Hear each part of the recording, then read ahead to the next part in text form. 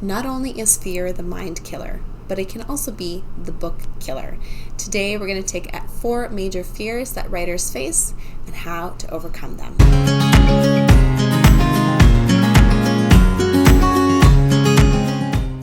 Hello everyone, welcome to Pen to Paper. I'm Leah Lindeman, author of the Canadian Reminiscence series. Let's dive right in to the 4 fears that writers face. And I'm going to tell you why we have them and what you can do to overcome them. The 4 fears that we're going to be talking about today are: number 1, the fear of failure. Number 2, the fear of not having enough words to write on the page. Number 3, the fear of what other people are going to say about us and our weird passion. And number 4, the fear of once you've done an amazing job of killing it the first time, meeting those expectations for any future work. So let's dive right in to number 1, the fear of failure. Why are you afraid of failing? And this word terminology failure has a wrong connotation that I think many of us associate with it. And it takes very intentional thought to disassociate that connotation and provide a new mindset to wrap around the term failure. What does failure really mean? So what? You're afraid of not writing a great book? I think we're all maybe a little bit afraid of that, especially when we're first starting out. Afraid that we're not going to get great reviews. Afraid that we're not going to make it to the top 100, top 20 bestsellers list. Those are all really valid fears. But let's break it back down. Why are we so afraid of those things? What I think? Tell me what you think in the comments below. But I think pride is a huge source of the fear of failure. We're so afraid of looking small, of starting small. Because when we see those people that we look up to, let's say on social media, or those writers, we see them and the breakout that they had and say, wow, they were amazing right off the bat. And I'm not going to lie to you and say none of them were like that. There probably were that just did amazing from the start. But many of them, if you look maybe at their first work ever, there were things in that work that they needed to improve on. And perhaps not every reader that loved their first work loved their first work. And they grew their reader data database as time went on, as they wrote more. So you know what the true failure is quitting. The real failure is quitting before you even really start. So if you have this dream, if you have this passion, if you have this story growing inside of you that you need to write it, don't be afraid to write it, because you are afraid that you're maybe only going to sell 100 copies, 200 copies. Think of those 100 to 200 people, and then out of those people, the ones that love your work, who you impacted, whose lives were changed because you brought your story to them. Is that really failure? Sure. If you look at it in terms of numbers and reach,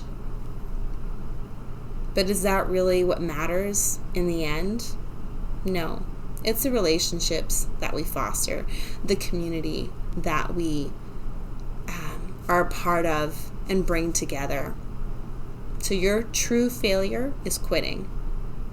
Number 2, the failure of not having enough words to write on a page. And this is actually one that I've struggled with. I have struggled with the first one and with this one, because I'm not the type of person or I should say the type of writer, we're talking about writing for goodness sakes, the type of writer to really elaborate on a certain scene or a certain character. For me, it's really important to write it down, give it the basic bone work and structure, and then come back to it in the edits. And so sometimes I feel like, am I going to hit my 80,000 words? I don't feel like I have it within me. And then turns out, once I've written the first draft and I've done my rewrites and I've done my edits, I'm definitely within the 60,000 to 80,000 words. Now that is the normal word count for a novel, but you don't have to write a novel. You can write a novella, and that's between 20,000 to 40,000 words. And if you're still wrapping your head and your head's aching from the thought of writing all those words, write a short story. You know how much short stories go for? Like less than 2,000 words. A lot of magazines and short story contests, that's their max wording. Go for that.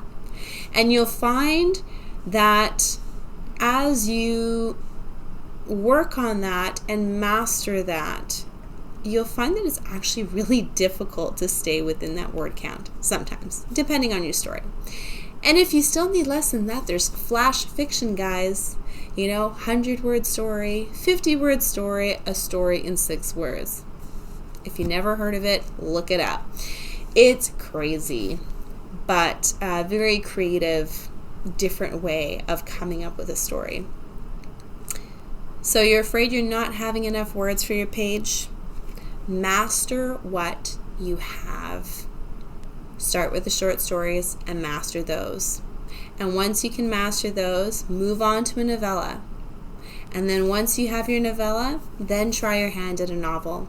But even if you're just a writer at novellas and short stories, poetry, whatever other form of shortness that you decide to embrace, there's a readership for you. There's a community for you. I've joined into the horror community this last year, and there are so many authors that have novellas, but they're very strong and very powerful and very punchy, and they still make an impact. So it doesn't mean just because you don't have the regular novel 80,000 words count that your voice and your story doesn't count. It's not true. So get over it. There's a place for you. From 6 words to 80,000, and if you want to delve into the science fiction and fantasy community where the books tend to be very, very large, then go to the 120,000 word count. It's totally up to you. Number 3, the fear of worrying about what others are going to say. And I'm not talking now in terms of, oh, I'm failing, so they're going to give me bad reviews. I've already covered that. But the fear of pursuing this passion that you have when others expect you to continue being a banker. I don't know. That was the first profession that came to mind. Or they expect you to stick to your job and not have this sideline or this side passion for you to pursue. They've already have you in a mold, and maybe you've put yourself in this mold, and you are also afraid to show yourself that you can do this different side of yourself. Maybe you're a scientist and you want to write romance novels. Whatever it is, explore and get out of your comfort zone. Explore that opportunity, especially when you have a story budding within you that's just waiting and bursting to come out. Just write it. Just write it. And understand that this fear of needing others to support you in your journey. Are you a dependent person? Do you feel like you need the admiration and praise of others to move you forward in a certain direction? Maybe you don't want to feel lonely, because writing can feel like a lonely profession. But the cure for all of this is community. Finding a writer's community, a book reviewer community that is going to instill within you a confidence in what you want to do. And this new community that I found through my friend Robert,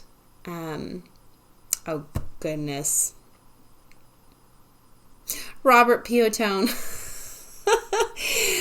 Man, guys, I'm so bad with names sometimes, and Jay from The World According to Jay can tell you that, but I am very, truly sorry and apologetic. So Robert Piotone, He introduced me to this brand new world of book reviewers and just so many lovely people who are so supportive of the authors that they love and are so willing to give them a chance when new authors come up. So I tell you, you're afraid of what maybe your family is going to think or your friends are going to think because they don't understand where you're coming from, then find the people that do. Instagram, Facebook, YouTube, you name it, there is a group of people waiting for you. But you got to kind of jump in and find the work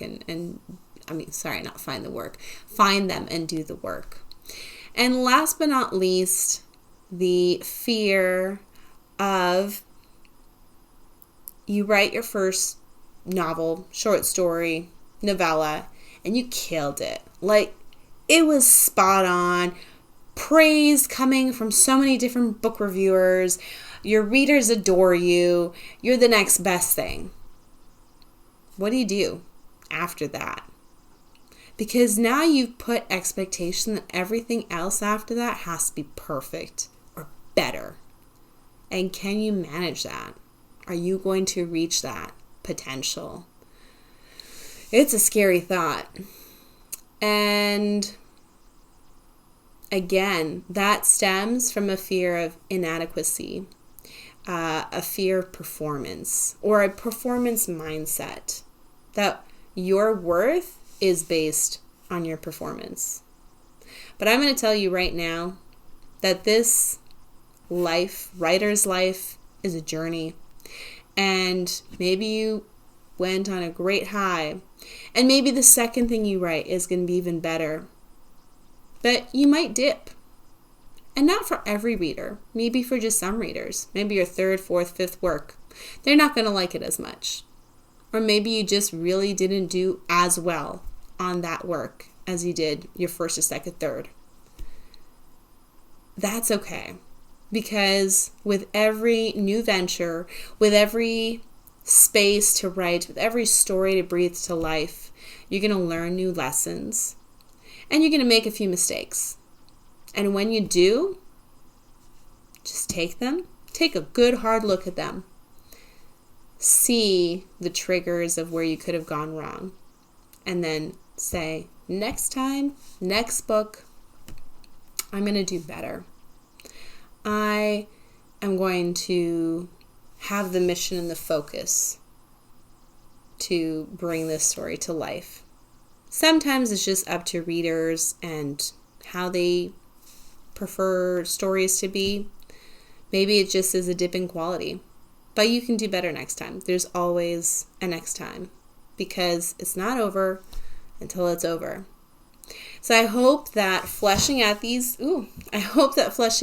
fears for you today has helped you understand maybe the excuses that you make up for yourself for not writing. Listen, I'm not judging you. I've had these same fears, well, 3 of them. I haven't really had the fear of, like, what are people going to think of me now that I've decided to write? That was never a fear because I've been when I know that I want to do something, I do it, and I don't really need people to understand me to do it. So I am blessed that I haven't understood that fear, but the other 3 for sure. Where was I going with this?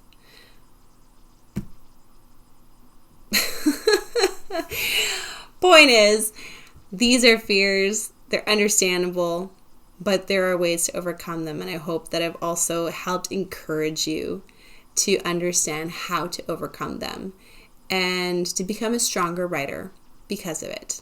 So tell me down in the comments below, if you're a writer, which fear or fears strike fear into your heart the most? And perhaps if you have found ways to overcome them, tell me what are your ways. And if you're a reader, this I really want to know. If you're a reader and you like a certain author, let's say book 1, book 2, they did an amazing job. Book 3, you really didn't like it or you found some major problems with it, will you read another work of theirs again? Tell me. I hope you all have an amazing week. You're going to see my book 2 video up on Friday. It's my first reading vlog. Take care.